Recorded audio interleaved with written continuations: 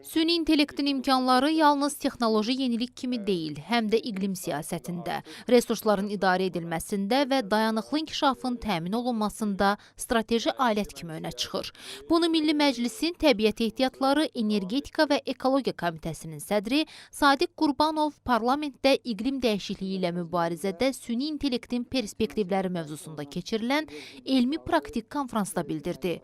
Onun sözlərinə görə süni intellektin inkişafı dövlət səviyyəsində prioritet elan olunub və 2025-2028-ci illər üçün süni intellekt strategiyasının tətbiqi ilə bu istiqamətdə sistemli və ardıcıl siyasətin əsası qoyulub.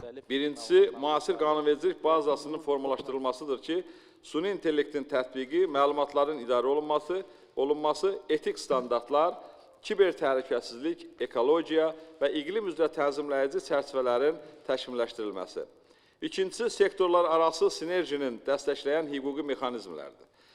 Burada kənd təsərrüfatı, energetika, təhsil, ekologiya və rabitə sahəsində rəqəmsal texnologiyaların tətbiqinə imkan verən hüquqi mühitin genişləndirilməsidir. Üçüncü, dövlət proqramlarından parlamentin nəzarəti adlandırmaq olar ki, bu da iqlim dəyişmələri ilə mübarizə, resursların idarə olunması, yaşıl enerji və rəqəmsal transformasiya sahələrində qəbul edən qərarların şəffaflığı və icrasının monitoringidir. Energetika Nazirinin müavini Elnur Soltanov konfransda çıxış zamanı qeyd etdi ki, kommunal xidmətlərin vahid informasiya sisteminin qurulması ilə bağlı ilkin layihə hazırdır və hədəf modelin 2029-cu ildə həyata keçirilməsidir. Vahid elektrik doldurma xidməti platforması da demək olar ki, 2025-ci ildə yaradılıb. Azərenerjidə artıq 143 obyekt SCADA sisteminə, rəqəmsal sistemə qoşulmuşdur. Bunun 24 stansiya, 36-sı kiçik su elektrik stansiyası, biri güneş elektrik stansiyası, digərləri isə 110, 220, 330 və 500 kilovoltluq yarım stansiyalardır.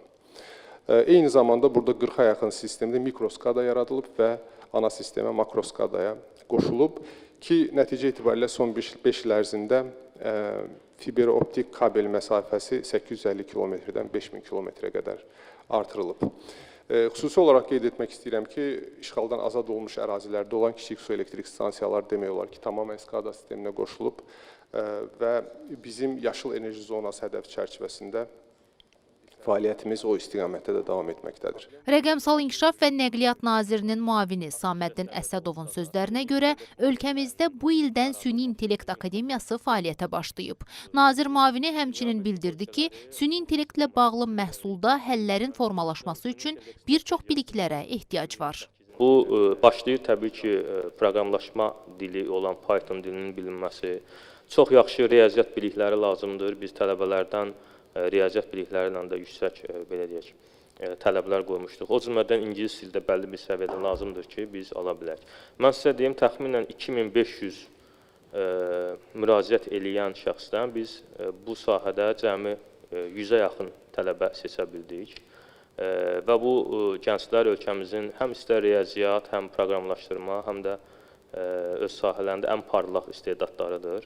Tam təqaüdlü bir dövlət proqramına akademiyaya başlamışıq və təxminən 6 ay ərzində biz onlara həm süni intellekt sahəsində proqramlaşdırmanı daha dərindən öyrədəcəyik. Qeyd edək ki, iqlim dəyişikliyi ilə mübarizədə süni intellektin perspektivləri mövzusunda keçirilən konfransda Milli Məclisin deputatları, parlament aparatının təmsilçiləri, aidiyyatı qurumların nümayəndələri iştirak etdilər. Tədbir çərçivəsində süni intellekt texnologiyalarının son illərdə sürətlə inkişaf etdiyi və iqlim dəyişikliklərinə qarşı mübarizədə böyük potensiala malik olduğu bildirildi. Süni intellekt vasitəsilə iqlim dəyişikliklərinin təsirlərinin qabaqcadan təhlili, təbii fəlakət risklərinin azaldılması və ekosistemlərin qorunması sahələrində yeniliklərin əldə edilməsi müzakirə edildi.